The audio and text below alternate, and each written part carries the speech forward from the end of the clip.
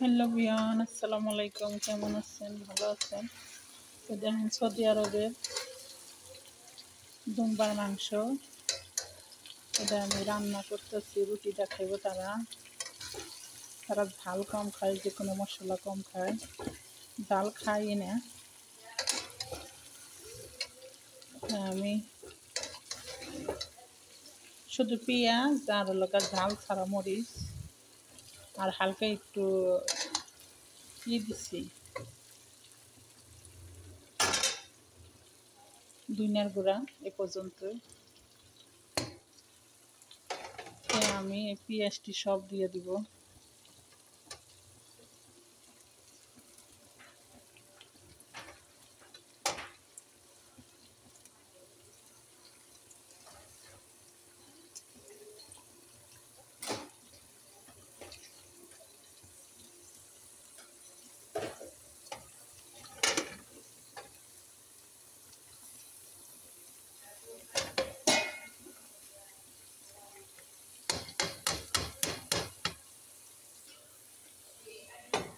সবটি দিয়ে দিলাম।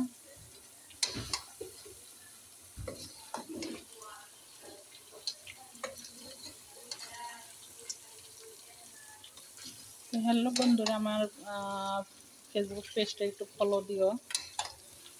ইউটিউব চ্যানেলে তান যারা দেখতেছো, আমার চ্যানেলটা অবশ্যই ফলো দিয়ে রাখবা।